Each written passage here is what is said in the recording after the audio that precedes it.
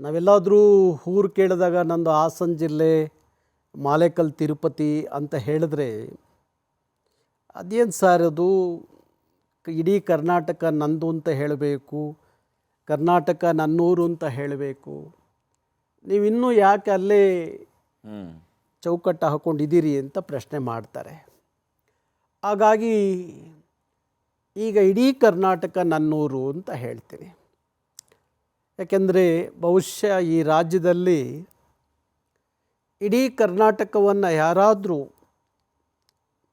ಸುತ್ತಿದ್ರೆ ಅಷ್ಟೊಂದು ಅದು ನಾನು ಅಂತ ಹೇಳಿಕೊಳ್ಳಿಕ್ಕೆ ನನಗೆ ಆ ವಿಚಾರದಲ್ಲಿ ಖುಷಿ ಇದೆ. ಕರ್ನಾಟಕ ಅಂದ ತಕ್ಷಣ ನಮಗೆ 40 ಕಿಲೋಮೀಟ್ರ್ ಅಂತರದಲ್ಲಿ ಇದು ಅಲ್ಲಿಯ ಭಾಷೆ ಧಾಟಿ, ಅಲ್ಲಿಯ ವೇಷಭೂಷಣಗಳು, ಅಲ್ಲಿಯ ತಿಂಡಿ ತಿನಿಸುಗಳು, ಅಲ್ಲಿಯ ಆಚಾರಗಳು ಬೇರೆ ಆಗ್ತಾ ಹೋಗ್ತವೆ, ಚೇಂಜ್ ಆಗಿ ಹೋಗ್ತವೆ. ನಾನು ಕಟ್ಟಕಡೆಯ ಬೀದರ್ನಿಂದ ಚಾಮರಾಜನಗರಕ್ಕೆ, ಚಾಮರಾಜದ ಮುಳುಬಾಗಿಲಿಂದ ಮಂಗಳೂರುವರೆಗೂ ನಾನು ಯಾವ ತಾಲೂಕು ಬಿಟ್ಟಿಲ್ಲ, ಯಾವ ಹೋಬಳಿ ಬಿಟ್ಟಿಲ್ಲ, ಎಲ್ಲ ಸುತ್ತಿದ್ದೀರಿ. 26 ವರ್ಷ ಇಡೀ ಕರ್ನಾಟಕದಲ್ಲಿ ನನ್ನ ಮನೆಯಲ್ಲಿ ಕಳೆದಂಥ ದಿನಗಳೇ ಭಾರಿ ಕಡಿಮೆ. ಇವತ್ತು ನನ್ನ ಮನೆಯಲ್ಲಿ ಊಟದ ಟೇಬಲ್ಲು, ಮಲಗೋ ಕೋಣೆ ಬಿಟ್ಟರೆ ಇನ್ನೊಂದು ಕಡೆ ಹೋಗಿ ಕುಂತಿಲ್ಲ ನಾನು. ಅಷ್ಟು ಪುರ್ಸತ್ತಿಲ್ದಲೇ ಇಡೀ ರಾಜ್ಯವನ್ನು ಹಗಲು ರಾತ್ರಿ ಎಂದಲ್ಲೇ ಸುತ್ತಂಥದ್ದು.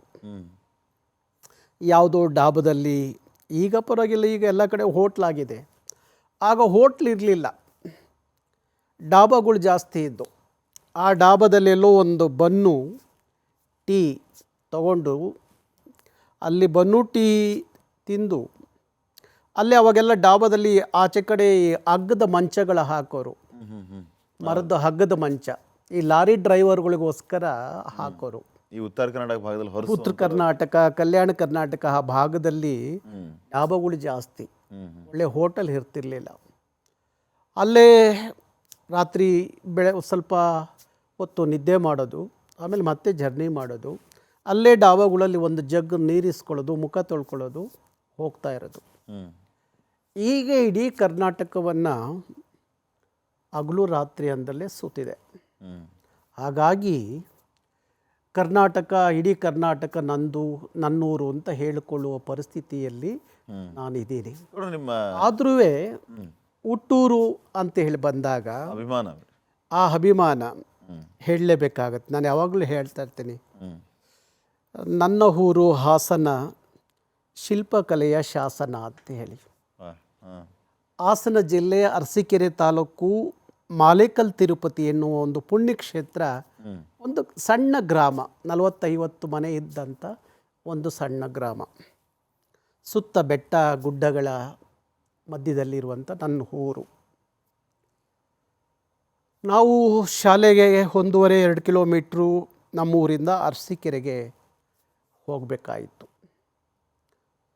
ಅರಸೀಕೆರೆಗೆ ಹೋಗ್ತಿದ್ದಂಥ ಸಂದರ್ಭದಲ್ಲಿ ನಾನು ಬಹುತೇಕ ಪ್ರೈಮರಿ ಶಾಲೆ ಕಳೆದಿದ್ದು ಲಂಬಾಣಿ ತಾಂಡ್ಯದಲ್ಲಿ. ತಿರುಪತಿ ಪಕ್ಕದಲ್ಲಿ ಇದ್ದಿದ್ದೆಲ್ಲ ಬಹುತೇಕ ಲಂಬಾಣಿ ತಾಂಡ್ಯಗಳು. ನಮ್ಮ ಊರಿನಲ್ಲಿ ಇನ್ನೂ ಅವಾಗ ಸ್ಕೂಲ್ ಇರಲಿಲ್ಲ, ಆ ಲಂಬಾಣಿ ತಾಂಡ್ಯದಲ್ಲಿ ಸ್ಕೂಲ್ ಇತ್ತು. ಕಾರೇಹಳ್ಳಿ ಅಂತ ಗ್ರಾಮ. ಆ ಕಾರೇಹಳ್ಳಿ ಗ್ರಾಮದಲ್ಲಿ ನಾನು ಪ್ರೈಮರಿ ಸ್ಕೂಲ್ನ ಮುಗಿಸ್ತಂಥದ್ದು. ನಿಮ್ಮ ಮಾಲೇಕಲ್ ತಿರುಪತಿಯಲ್ಲಿ ಶಾಲೆ ಇರಲಿಲ್ಲ.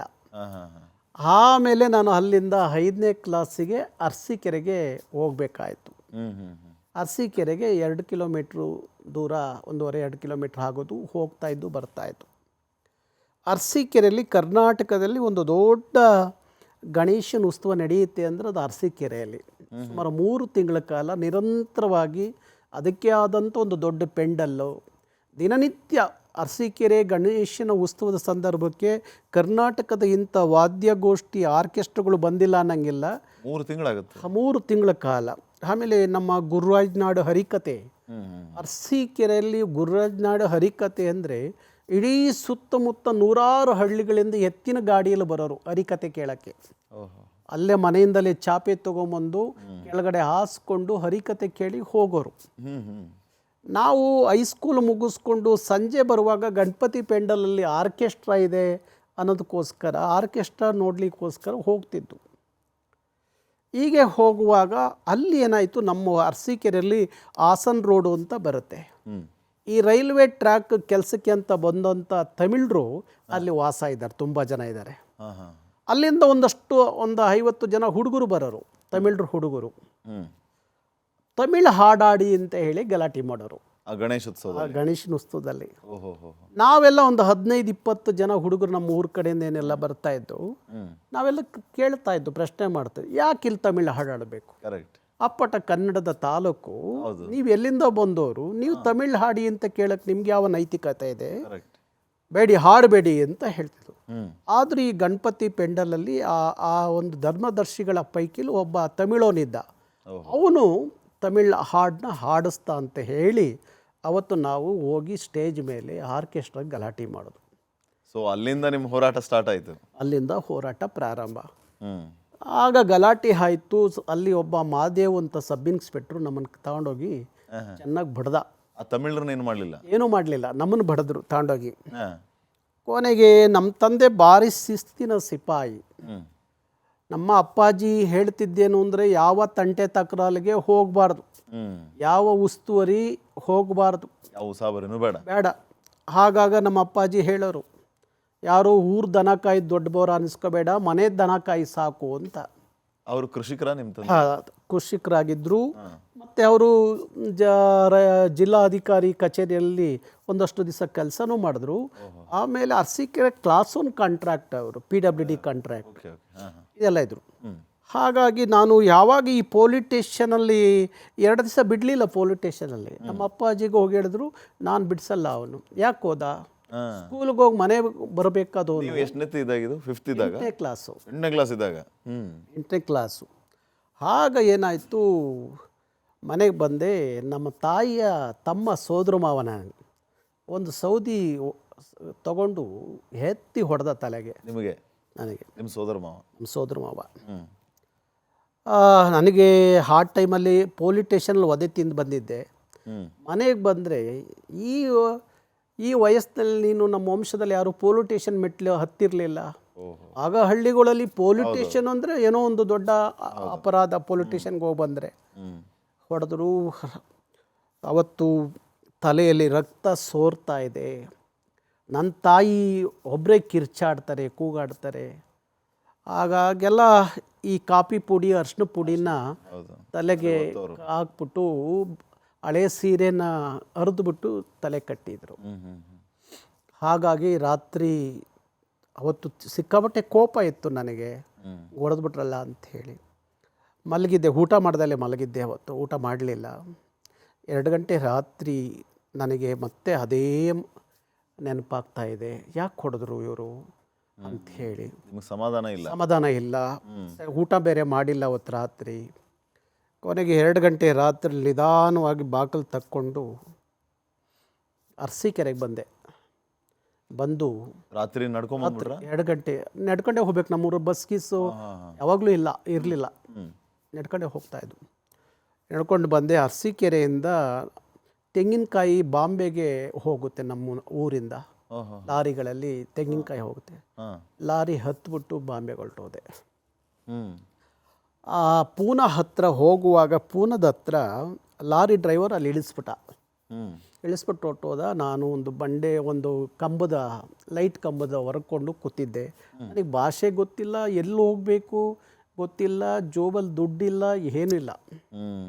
ಆ ಮಂಡ ಕೋಪ, ಮಂಡ ಧೈರ್ಯ ನಾನು ಅಲ್ಲಿವರೆಗೂ ಕರ್ಕೊಂಡು ಹೋಯ್ತು. ಕೂತಿದ್ದೀನಿ. ಅಷ್ಟು ದೂರದಲ್ಲಿ ಒಂದು ಟೀಮು ಮರಾಠಿ ಹುಡುಗರು ಡೋಲಕ್ಕೆಲ್ಲ ಹೊಡ್ಕೊಂಡು ಕುಡ್ಕೊಂಡು ಡ್ಯಾನ್ಸ್ ಎಲ್ಲ ಮಾಡ್ಕೊಂಡು ಕೂತಿದ್ದರು. ನನ್ನ ಹೊಡೆದವರು ಬಂದು ಕೇಳಿದ್ರು, ಹಿಂದಿಲಿ ಮಾತಾಡ್ಸಿರು, ಮರಾಠಿಲಿ ಮಾತಾಡ್ಸಿರು. ನನಗೆ ಯಾವ ಭಾಷೆ ಅರ್ಥ ಆಗ್ತಾಯಿಲ್ಲ, ಗೊತ್ತಿಲ್ಲ. ಕೊನೆಗೆ ಅದರಲ್ಲಿ ಒಬ್ಬ ಚನ್ನರಾಯಪಟ್ಟಣದ ಹುಡುಗ ಇದ್ದ ಆ ಗುಂಪಲ್ಲಿ. ನೀವು ಕನ್ನಡದವರಾ, ಎಲ್ಲಿಂದ ಬಂದ್ರಿ ಹಾಗೆ ಅಂದಾಗ ನಾನು ಅವಾಗ ಹೇಳಿದೆ, ಓ ನಮ್ಮ ಜಿಲ್ಲೆಯವರು.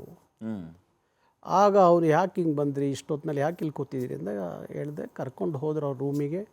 ಆ ರೂಮ್ ಕರ್ಕೊಂಡು ಹೋದಾಗ ನಾನು ಊರಿಗೆ ಕಳಿಸ್ತೀನಿ, ಹೋಗ್ತೀರಾ ಅಂದರು. ಇಲ್ಲ, ಹೋಗೋದಿಲ್ಲ, ಇಲ್ಲೆಲ್ಲರೂ ಒಂದು ಕೆಲಸ ಕೊಡಿಸ್ರಿ, ಮಾಡ್ತೀನಿ ಕೆಲಸ. ಓ ನೀವು 5ನೇ ಕ್ಲಾಸ್ ಇದ್ದಾಗಲೇ 8ನೇ ಕ್ಲಾಸ್ ಪಾಸ್ ಆಗಿತ್ತು. 9ನೇ ಕ್ಲಾಸ್ ಆವಾಗ ನನಗೇನು ಒಂದು 18 ವರ್ಷ ವಯಸ್ಸು. ಹ್ಞೂ ಹ್ಞೂ ಹ್ಞೂ ಆಗ ಅಲ್ಲಿ ಬಾಂಬೆಲಿ ನನ್ನ ಒಂದು ಕೆಲಸಕ್ಕೆ ಸೇರಿಸಿರು. ಹ್ಞೂ ಅಲ್ಲಿ 6 ತಿಂಗಳು ಕೆಲಸ ಮಾಡಿದೆ. ಆಮೇಲೆ ಅವನು ಬಾಂಬೆಗೆ ಶಿಫ್ಟ್ ಆದ, ನಾನು ಬಾಂಬೆಗೆ ಶಿಫ್ಟ್ ಆದೆ. ಇಲ್ಲಿ ಕೆಲಸ ಮಾಡ್ತಿದ್ದವ್ರದ್ದೇ ಅಲ್ಲೊಂದು ಬ್ರಾಂಚ್ ಫ್ಯಾಕ್ಟ್ರಿ ಇತ್ತು. ನೀವು ಪುಣೆಯಿಂದ ಬಾಂಬೆಗೆ ಹೋದೆ. ಬಾಂಬೆಗೆ ಹೋದೆ. ಹ್ಞೂ ಬಾಂಬೆಲಿ 6 ವರ್ಷ ಇದ್ದೆ. ಅಲ್ಲಿ ಏನಂತ ಕೆಲಸ ಆರಂಭ ಮಾಡಿದ್ದು ನೀವು ಮುಂಬೈಯಲ್ಲಿ? ಅಲ್ಲಿ ಒಂದು ಸಿಲ್ಕ್ ಫ್ಯಾಕ್ಟ್ರಿ, ಸಿಲ್ಕ್ ನೂಲು ತೆಗಿತಾರಲ್ಲ ಆ ಫ್ಯಾಕ್ಟ್ರಿ ಅದು. ಹಾಂ ಆಮೇಲೆ ಅಲ್ಲಿ ಸೇರಿಕೊಂಡ ಮೇಲೆ ಆಗ ಸ್ಯೂಸ್ ಸೈನ್ಯದು ಸಿಕ್ಕಾಬಟ್ಟೆ ಗಲಾಟೆ ಆಗೋದು. ದಕ್ಷಿಣ ಭಾರತದವ್ರು ಅಂದರೆ ಆಗ್ತಿರ್ಲಿಲ್ಲ, ಸಿಕ್ಕಾಬಟ್ಟೆ ಗಲಾಟೆ ಮಾಡೋರು. ಈ ಭಾನುವಾರ ಯಕ್ಷಗಾನ ಈ ಕಾರ್ಯಕ್ರಮಗಳು, ಕನ್ನಡ ಕಾರ್ಯಕ್ರಮಗಳೆಲ್ಲ ನಡೆದ್ರೆ ಬಂದು ದಾಂಧಲೆ ಮಾಡೋರಲ್ಲಿ. ಓಹೋ, ನಾವು ಚಾಲುಕ್ಯ ಕನ್ನಡ ಕೂಟ ಅಂತ ನಾವೆಲ್ಲ ಸೇರ್ಕೊಂಡು ಒಂದು ಕನ್ನಡ ಸಂಘ ಮಾಡ್ಕೊಂಡಿದ್ದು. ಅಲ್ಲಿ ಅಲ್ಲೂ ಮಾಡಿದ್ರಿ? ಮಾಡಿದ್ದು. ಹ್ಞೂ ಭಾನುವಾರ ದಿವಸ ಯಾವ್ದಾದ್ರು ಒಂದು ಕನ್ನಡ ಸಿನಿಮಾ ರಿಲೀಸ್ ಆಗೋದು, ಒಂದೇ ಒಂದು ಮಾರ್ನಿಂಗ್ ಶೋ ಒಂದು ಥಿಯೇಟ್ರಲ್ಲಿ ಹಾಕೋರು. ಹ್ಞೂ ಅದಕ್ಕೆಲ್ಲ ಟಿಕೆಟ್ ಎಲ್ಲ ಇದು ಮಾಡಿ ಆ ಶೋನ ಭರ್ತಿ ಆಗೋ ಥರ ನೋಡಿಕೊಂಡು ಇದು ಮಾಡ್ತಿದ್ದು. ಈ ಯಕ್ಷಗಾನ ಇದೆಲ್ಲ ದಕ್ಷಿಣ ಕನ್ನಡ ಜಿಲ್ಲೆಯವರೆಲ್ಲ ತುಂಬ ಇದ್ರಲ್ಲ, ಅವರೆಲ್ಲ ಯಕ್ಷಗಾನ ಮಾಡಿದಾಗ ಅಲ್ಲಿ ಹೋಗೋದು, ಇದು ಕೂತ್ಕೊಳ್ಳೋದು, ಕಾರ್ಯಕ್ರಮ ನೋಡೋದು.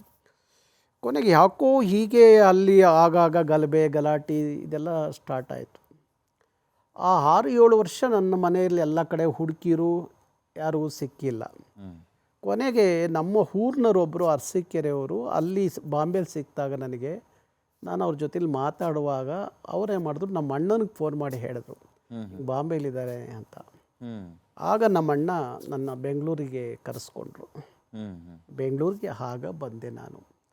ಯಾವ ಇಸ್ವಿ ಗೌಡ್ರೆ? ಆಗಿತ್ತು ಒಂದು 85-86 ಇರಬೇಕು. ಹಾಂ ಹಾಂ ಹಾಂ